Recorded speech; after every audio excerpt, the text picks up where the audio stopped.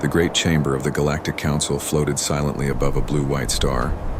It was a place of light and shadow, a place where thousands of species came to speak, to judge, and to decide the fate of worlds.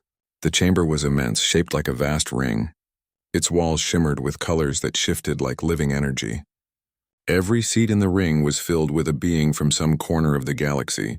Some were tall and thin, others short and round. Some had skin that glowed like molten metal, and others had scales that reflected starlight. Their eyes, wings, tendrils, or fins showed the variety of life that had grown in this universe. At the center of the chamber, an elder being named Arthene stood on a platform of crystal light. Arthene was not the largest nor the most powerful. Instead, they were old in ways that could not be measured by time. Their voice resonated through the chamber without sound, speaking directly into the minds of every member. Members of the council, Arthene began, I bring a warning. There is a species rising in a small spiral arm, a species we have barely observed, yet one that may change the galaxy. A quiet murmuring spread through the chamber. Some leaned forward with curiosity. Others shifted in discomfort. Some of the younger species giggled. Another weak species, one of them thought. Why waste time with something so small? Arthene raised a hand and the room stilled. These beings call themselves humans. They come from a planet they name Earth. They are few in number compared to us, fragile in appearance, and confined to a single star system. Yet I have studied their records, their behavior, and their growth. I warn you that underestimating them will be a grave mistake. A tall, green-skinned representative of the Vortan Empire spoke first. Arthene, we have seen many species rise and fall. What makes these humans different from the rest? Arthene's eyes glimmered with quiet fire. Humans adapt. They learn quickly. They cooperate in ways we rarely see. They face challenges that would destroy other species, and they continue to grow. Their strength is not in weapons or size, but in spirit, curiosity, and resilience. They are unpredictable, and they do not yield easily. Across the chamber, a group of bird-like creatures hissed softly. Spirits and curiosity cannot defend against fleets and armies, they said. Why warn us of such a minor species? Arthene tilted their head. Because they will not be minor for long. Within a single generation, they have advanced in technology, diplomacy, and exploration. They have learned to reach the stars with speed we once thought impossible. They make allies and they inspire loyalty. They face enemies without fear, and they protect what they care for with determination. You may think of them as small, but their influence can spread like light through the darkness. A member from the crystalline world of Shira raised multiple hands and spoke in a voice like chiming glass. And what do you suggest, Arthene? Shall we quarantine them? Restrict their growth? Limit contact with other species? Arthene's gaze swept across the chamber. I suggest caution. Do not assume they are weak. Do not attempt to dominate them without understanding them. Their ways are different from any species we have encountered. Some may call it kindness, others foolishness, but it is a strength we do not fully comprehend. They can change the hearts of those they meet, and in doing so they can unite even the most divided worlds. Ignore them at your own risk. Laughter echoed from a corner of the chamber. The representatives of the Gronak Collective were a species that thrived on strength and conquest. One of them, a massive being with armor-like skin, leaned forward. Arthene, we hear your warning. Yet we see only a small planet with small creatures. How can they influence the galaxy more than the billions of ships in our fleets? Arthene did not raise their voice.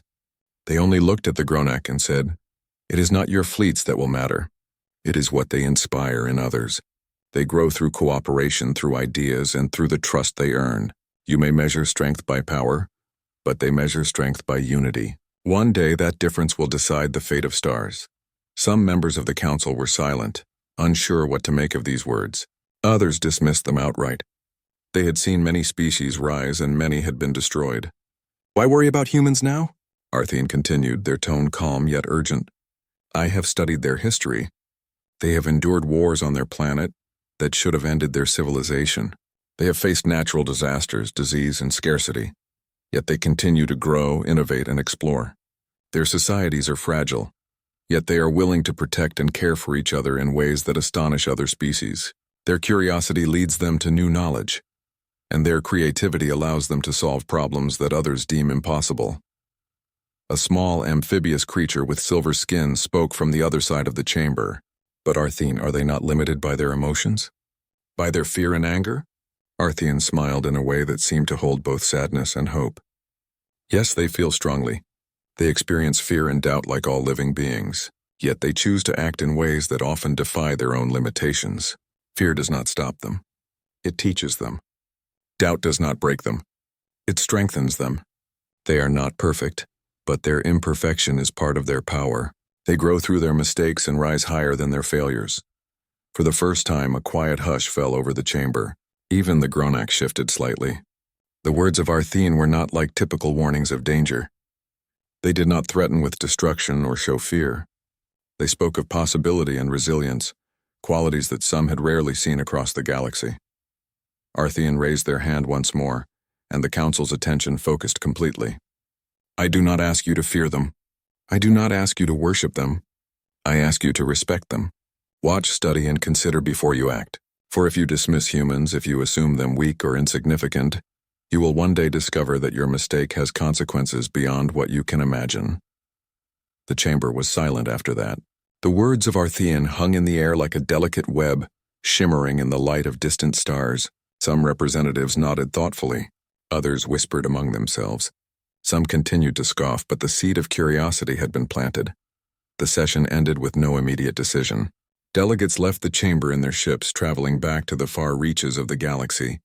Some went to planets of trade and diplomacy. Others returned to worlds of learning and research. The warning of the humans would remain a topic for debate, yet for now, most did what they always did. They assumed the present was safe and the future would follow their expectations. Far away, on a small planet called Earth, humans were unaware that their names were being spoken in a council among the stars. They went about their lives, exploring oceans, deserts, forests, and mountains. They built machines to reach into the skies and began to dream of the stars. They worked together in communities, helping one another, learning from each other, and pushing the limits of what they could achieve. They did not know the word galaxy in the way aliens used it, but they understood challenge, curiosity, and the need to grow. In schools, children learned about the universe, imagining what might exist beyond their skies. In laboratories, humans studied matter, energy, and life itself. They made mistakes and learned from them, sometimes failing but never stopping. And far above, unseen and unknown, the Council of the Galaxy had been warned that these small, curious, imperfect creatures might one day change everything. Arthene remained in the chamber long after the others had left, staring at the stars with eyes that had seen countless civilizations rise and fall. Watch them, Arthene whispered to no one in particular. Watch them, for they are more than they seem. They may be small, but their hearts will reach where none of ours have dared to go. And somewhere across the galaxy, the first human-made satellites orbited Earth quietly, transmitting signals, mapping the stars, and carrying the dreams of a species that did not yet know how powerful it would become. The council had spoken, the warning had been given, and yet the galaxy continued in its ordinary rhythm. Stars burned, planets spun, fleets traveled, and civilizations debated. But Arthene knew that in the small spiral arm of a small galaxy, something remarkable was stirring, something that could unite, inspire, and surprise the universe in ways no one could yet imagine. Humans were small, fragile, and new, but their light had begun to shine, and light, once it spreads, cannot be contained. The humans called their small starship Horizon. It glided silently through the dark stretch of space, its silver hull reflecting the distant light of stars. Captain Mira stood at the control bridge, her hands steady on the panels. Around her, the crew moved with quiet efficiency, speaking only when necessary. Though they were few in number, every human aboard knew their role and the importance of their mission. They were exploring, mapping uncharted regions, and studying the asteroids and planets that lay beyond their solar system. Far away, in a sector claimed by the Vortan Empire, the human sensors detected something unexpected. Several massive ships, dark and angular, approached with precision. The Vortans were a species known across many systems for their power and pride. Their fleets were enormous, their technology advanced, and their reputation for conquest was well known. The humans had been warned about the Vortans, but they had not expected to meet them so soon. The bridge of the Vortan flagship was alive with activity. Commander Grath stood tall, his green-scaled hands resting on the control rail. He watched the human ship appear on their sensors and laughed softly. A single ship, he said to his officers. Do you see it? A lone human vessel in our territory. How bold and how foolish. Back on the horizon, Captain Mira did not panic. She activated the universal communication channel. Her voice, calm and clear, traveled across the void. This is the horizon from the planet Earth. We are conducting research and have no intention of interfering with your territory. We request permission to continue our work and return safely. The Vortons did not expect this. Their communications were usually met with fear or immediate surrender. Commander Grath frowned. They speak politely, he said. Humans are bold, but can words protect them? The Vorton ships moved closer, testing the humans' response. Sensors scanned the horizon, mapping every system. The humans watched the data come in, noting the Vorton's size and firepower. They were vastly outnumbered, yet there was no fear in their eyes. Captain Mira knew that confrontation would only happen if it was necessary. Open a repair channel, she ordered. Let them see we mean no harm. The crew looked at her, puzzled. Repair channel, Captain? Asked one. Yes, Mira replied. If they have any issues, we will help. They expect weakness. We will give them trust instead. The Vortons were confused. Their sensors indicated nothing wrong with the horizon. There were no damaged systems. Still, one of their engines seemed slightly unstable from the jump through the hyperspace corridor. Commander Grath decided to test the humans' reaction. He activated a minor malfunction on their sensors, a harmless challenge meant to intimidate. On the horizon, the crew detected the problem immediately. Captain, our sensors are malfunctioning, said Lieutenant Sana, her brow furrowed. It is minor, but we cannot proceed until it is fixed. Captain Mira smiled. Send a signal to the nearby fleet. Offer assistance. They may be testing us, but our response will show who we are. The humans broadcast a message across the Vorton network. We detect a minor engine anomaly in your vessel. We are capable of assisting with repairs. Please allow us to help if you wish. There was silence on the Vorton flagship. Commander Grath stared at the message, unsure how to respond. No species had ever offered help when faced with threat. Most would have fled or fought. What do they want? He asked, his voice low. Why would they offer help when they are so small? The humans continued to communicate, calmly explaining the repair process. Within minutes, the Vortons allowed the humans to connect their systems. Tools and energy beams from the horizon began repairing the minor issue. The Vortons watched in disbelief as the small human crew completed the task with skill and care. Once the repair was complete, Captain Mira sent another message. Your engines are now fully functional. We wish you safe travels and hope this meeting brings understanding, not conflict. Commander Grath stared at the message. He did not understand why these humans had not fled or attacked. They were small, fragile, and outnumbered, yet they acted with calm, thoughtful courage. The Vortons had expected fear, weakness, or submission. Instead, they saw intelligence, kindness, and confidence. Finally, the Vortons departed, leaving the horizon to continue its mission. The humans watched them go, their eyes steady, their minds focused. They will speak of us now, Captain Mira said quietly. They will tell others what they saw here today. The humans returned to their exploration. Asteroids were mapped, minor resources collected, and signals from distant stars recorded. Every observation they made was shared with Earth, adding to the growing knowledge of humanity's place in the galaxy. The crew laughed together over shared meals and stories. They marveled at the beauty of space and the endless mysteries surrounding them. They were explorers, not conquerors, yet they felt the weight of what their actions might mean. Meanwhile, in the Vorton Empire, Commander Grath was called before the High Council. The human encounter was discussed with alarm and fascination. They did not attack, said one council member. They did not run. They offered help. How can a species so small be so unusual? Grath struggled to explain. They are different, he admitted. I do not know if it is courage or something else. They act without fear of failure. They seem to value trust more than power. I have never seen anything like it. Some council members scoffed. It is only one ship. We have defeated species thousands of times larger and stronger. What makes them special? Grath shook his head. You do not understand. It is not about size or strength. It is about how they think, how they act, how they inspire loyalty and trust. We underestimated them, and it has left me unsettled. Back on the horizon, Captain Mira reviewed the data from the encounter. She knew that their actions had made an impression, But she also understood that many species would continue to judge humans as weak. "We cannot let that stop us," she told her crew. "Our mission is exploration, understanding, and building connections. That is how we grow.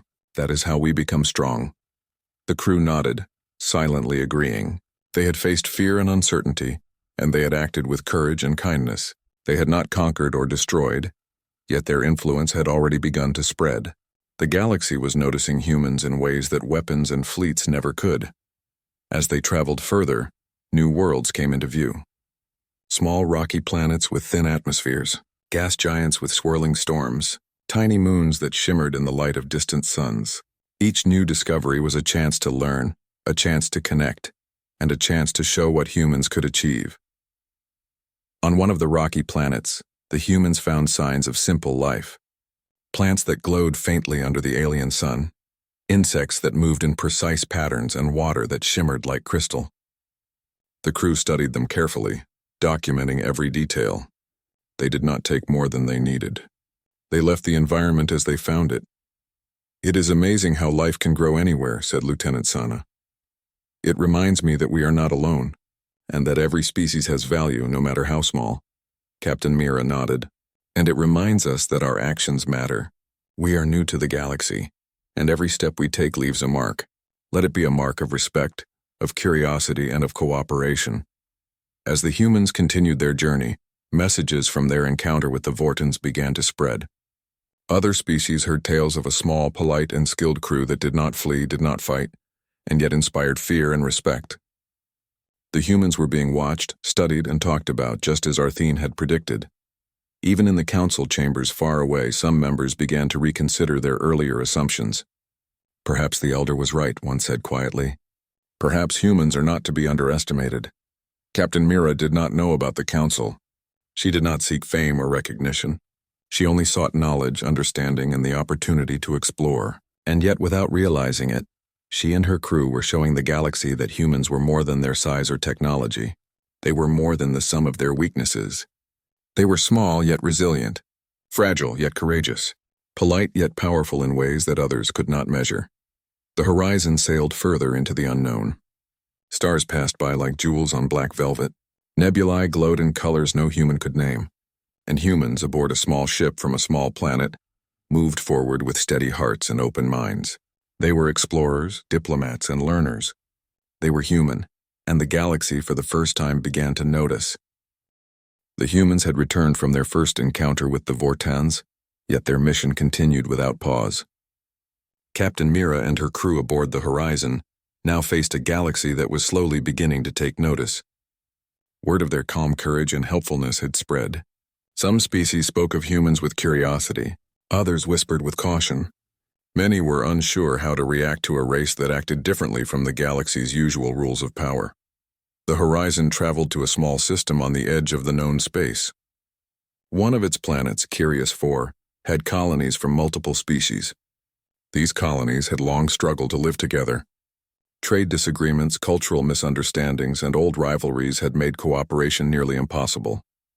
Humans had learned from their studies that this planet was ideal for demonstrating a different approach, one based on respect, dialogue, and shared effort. Captain Mira and her crew arrived in orbit and requested permission to land. A council of local representatives gathered. Tall, crystalline beings with glimmering limbs spoke first. "Humans," they said, "why have you come here? You are new to this sector. Your presence will not change our disagreements." Mira smiled, her calm voice steady. "We do not wish to change you. We wish to learn with you. We offer our knowledge, our assistance, and a chance to work together. You will decide what to accept." The council hesitated. No one had ever offered cooperation without demands, without expectations. Slowly, they agreed to let the humans visit the colonies. The humans stepped onto Curious 4, moving carefully among the alien streets.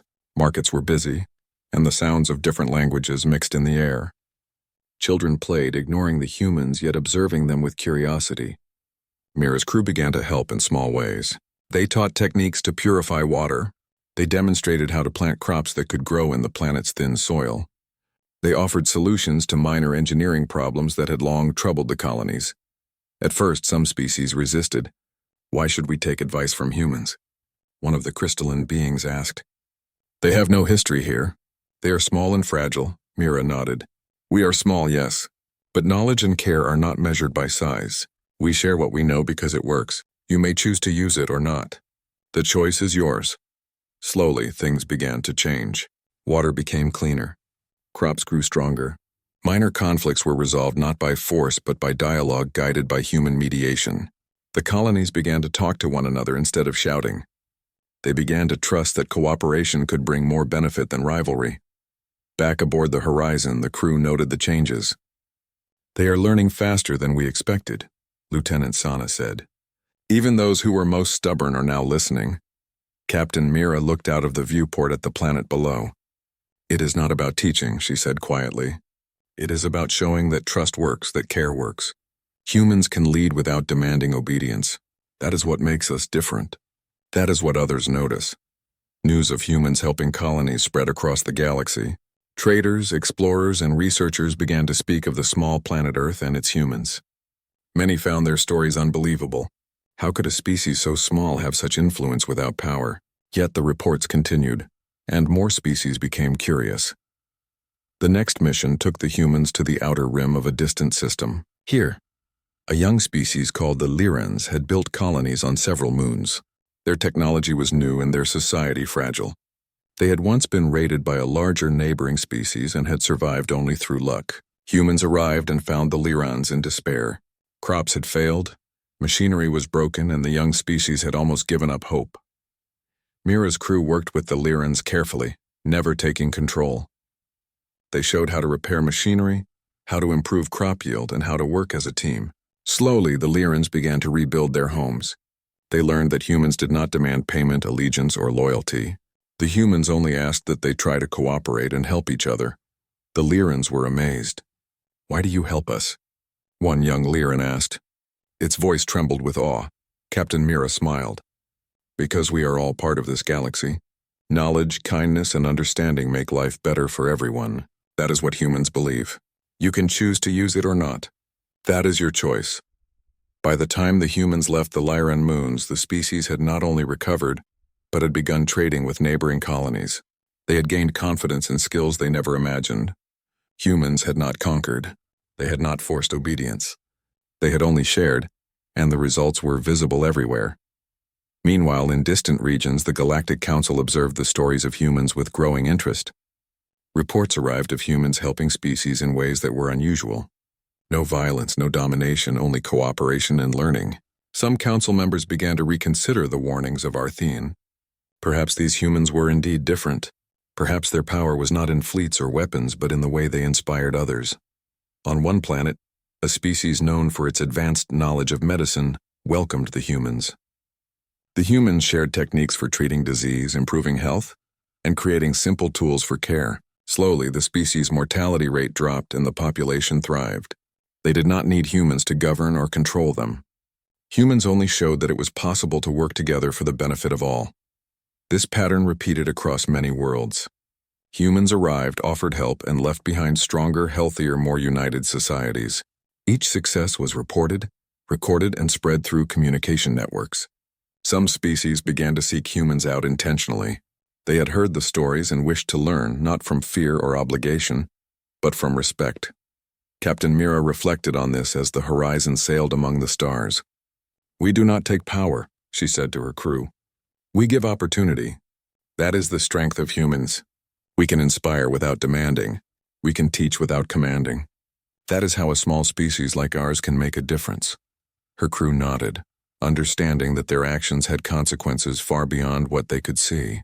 Each act of kindness, each demonstration of skill, and each respectful interaction built a reputation that no weapon could match.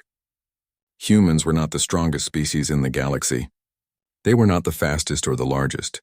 Yet their influence was growing quietly, steadily, and powerfully. Even in the Vortan Empire, rumors of human skill and cooperation reached ears of commanders and traders. Many scoffed, but some began to observe cautiously. They wondered why humans had survived encounters with powerful species, and had even helped in ways that others would have ignored. The galaxy was taking notice, whether some wanted to admit it or not. Back on the horizon, Captain Mira and her crew prepared for another system. They charted a path through asteroid belts, gas clouds, and distant stars. Their mission was exploration, But every encounter taught them more about the galaxy and more about what humans could achieve. One night, while orbiting a distant planet with two suns, Mira watched the twin lights reflect on the ship's surface. "It is strange," she said softly, "to think that a small planet like ours so far away could reach so many worlds. Yet here we are, and we are making a difference simply by being ourselves." Lieutenant Sana smiled. "Humans are not perfect, Captain. We make mistakes all the time. Yet somehow that imperfection inspires others. They see effort, courage, and kindness, and it teaches them to try the same." Mira nodded. "Yes, that is the lesson. Strength is not only about domination, it is about cooperation, respect, and curiosity. Humans can show that even the smallest species can matter in the grand galaxy." As they prepared to leave, the humans received a message from a distant system. It was simple yet full of meaning. A small world invited the humans to visit, stating that they wished to learn from them. Mira smiled. The work was never ending. Exploration, understanding, and cooperation were the mission of humans, and it was one that would continue for generations. In quiet moments, Mira and her crew often thought of Earth. They remembered oceans, forests, deserts, and mountains.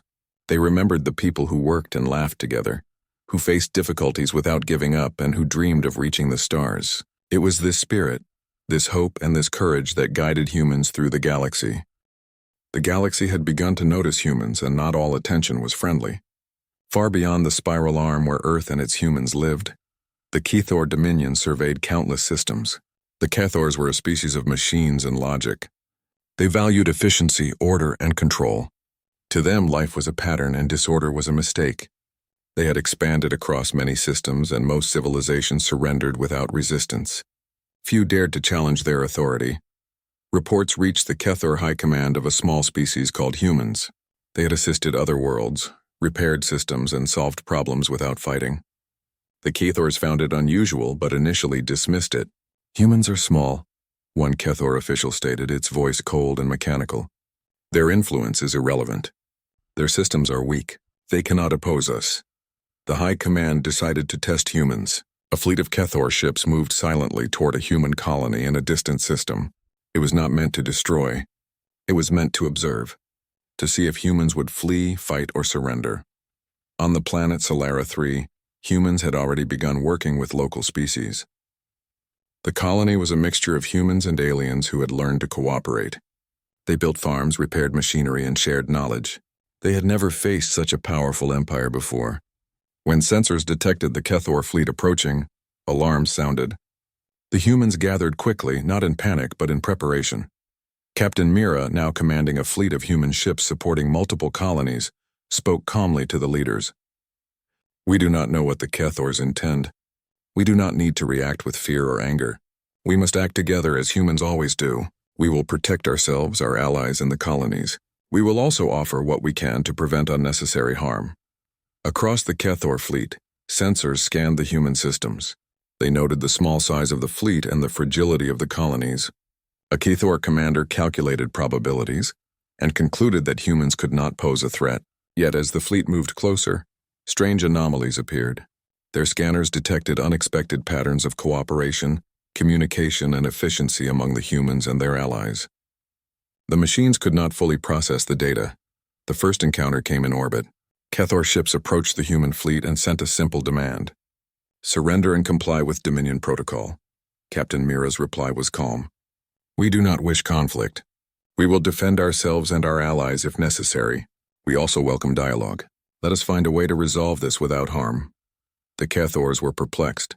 Most species would either flee or fight immediately. Humans were standing firm yet not attacking. They were not submitting. Their response was unexpected and difficult to process. The first skirmish began not with weapons but with strategy. Humans deployed fleets to defend key colonies, but they moved in ways that minimized risk to all. They coordinated repairs, shared resources, and even assisted some Kethor drones that had minor malfunctions during the approach. The Kethors watched, their calculations unable to fully anticipate human behavior. On the planet below, humans and their allies worked together.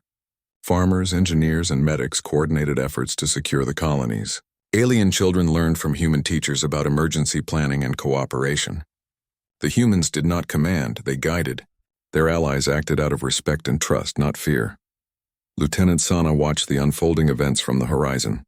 Captain, the Kethors are not attacking aggressively. They seem confused. Captain Mira nodded. Yes, they expected us to panic or surrender. We are neither. That is what they do not understand. We do not rely on fear or power. We rely on unity, trust, and reason. That is the strength of humans. The Kethor commanders began to communicate internally. Their actions defy logic, one reported. They do not submit. They do not attack. They protect their allies and even assist us when we are damaged. How is this possible? The humans continued their efforts without hesitation. They coordinated evacuations for civilians in vulnerable areas. They repaired damaged equipment for their allies. They built defensive systems that minimized risk to all species, not just humans. Every move was calculated, efficient, and compassionate. By the second day, the Kethor fleet began to recognize something unusual. Humans did not only survive, they strengthened their allies and improved the defenses of colonies with limited resources. Drones and ships that had once been considered weak now operated in perfect harmony with human crews. Systems that were on the verge of failure were repaired. The humans seemed to turn disadvantage into strength through cooperation. On the third day, a Kethor observation ship approached a human vessel for direct communication. Captain Mira received the message. Explain your behavior. Why do you aid your allies and even assist our systems? It is illogical, Mira responded clearly. Our actions are based on understanding, respect, and cooperation. We protect those who need help. We do not attack unless necessary. We believe that all life has value. That is how humans act. We do not rely on domination. We rely on unity. The Kethor observation crew processed the message, but their circuits struggled to reconcile the human reasoning with their logic. It was not compatible with the machine hierarchy. The Kethors began to realize that humans were unlike any species they had ever encountered. Back in orbit, the humans continued coordinating with their allies. Alien fleets that had once been divided now operated in harmony. Resources were shared efficiently. Communications were clear. Even in the presence of a powerful empire, humans had inspired trust and collaboration. Commander Vethor of the Kethor fleet reported to the High Command. We cannot predict their actions using standard calculations. They do not act as we expect. They protect, repair, and coordinate. They strengthen allies while maintaining their own position. Their influence is growing beyond their size and technology. The High Command was silent. For the first time, they considered that humans were not a species to conquer, at least not in the traditional way. Their power was not in weapons or fleets, but in inspiration and cooperation. The standoff lasted for several more days. No weapons were fired unnecessarily. Humans did not strike first. They did not threaten. They did not retreat. Their presence alone altered the behavior of the Kethor fleet. The machines designed to dominate through fear and calculation now hesitated. The humans had created a situation where force alone could not succeed. Finally, the Kethor High Command sent a message.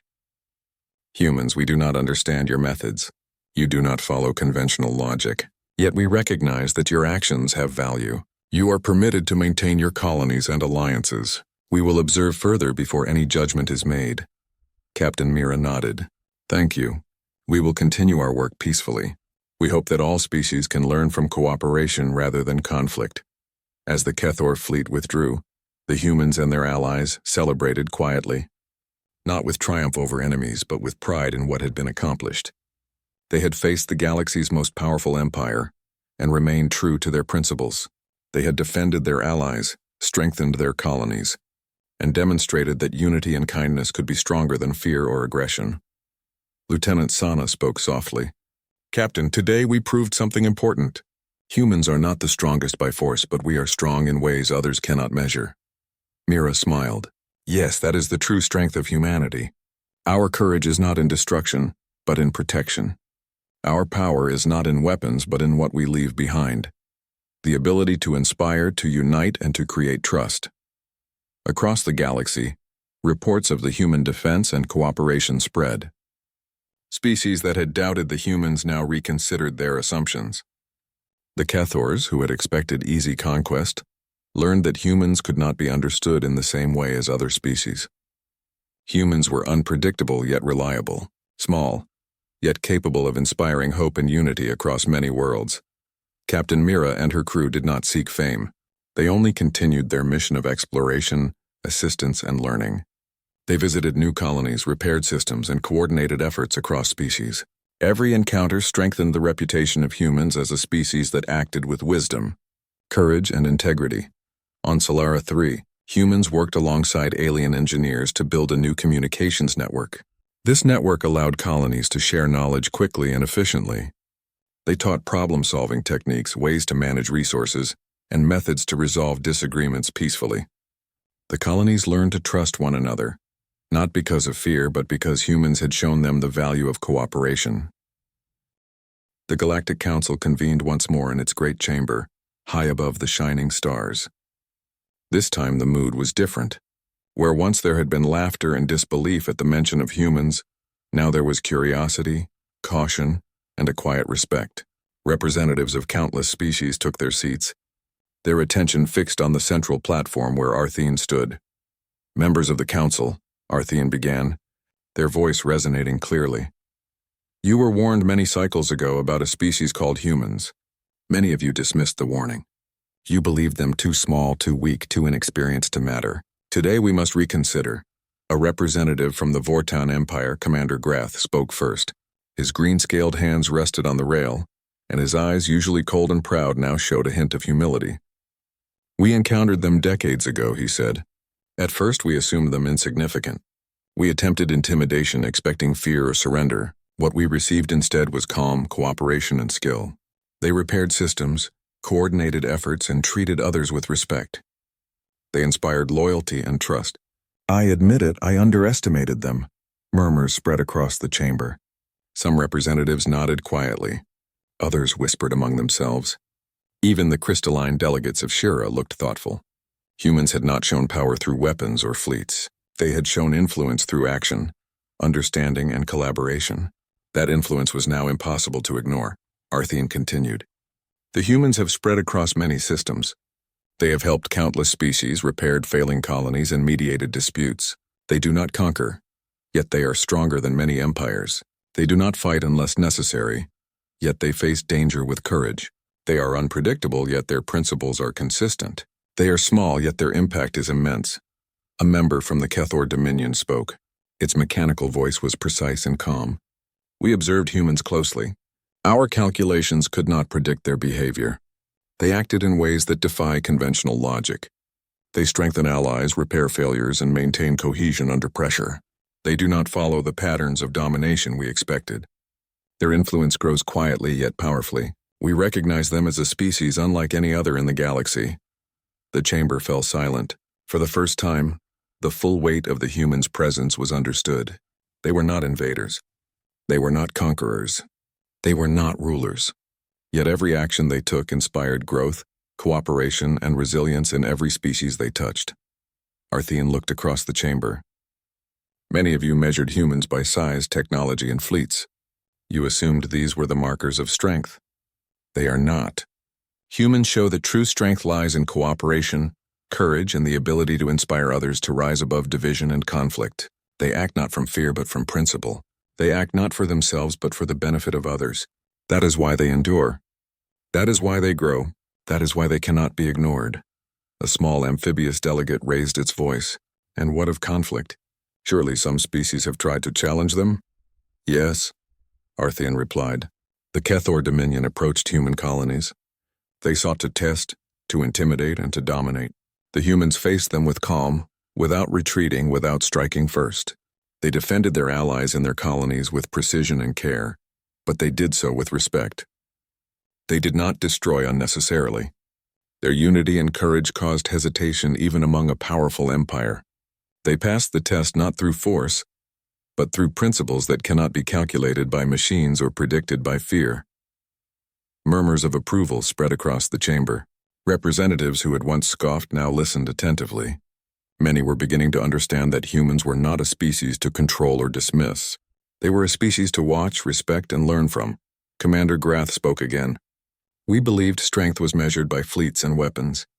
Humans teach us a different lesson. Strength can be measured by courage, cooperation, and trust. They have shown that even the smallest species can influence many worlds without a single act of conquest. Arthene nodded. And that influence grows. Humans inspire other species to work together, to help one another and to solve problems without conflict. Each world they touch becomes stronger, more united and more resilient. This is a form of power that cannot be measured by armies or technology alone. It is a power of the mind, the heart, and the spirit. The council listened in quiet awe. The room, which had once been filled with confidence in empires and dominance, now held a sense of respect. Humans had done what few species could, change the galaxy not through fear or strength, but through action that inspired others. A representative of the crystalline Shira spoke. If humans can influence so many worlds with cooperation and knowledge, then perhaps the galaxy should reconsider its approach to new species. Perhaps we have measured strength incorrectly.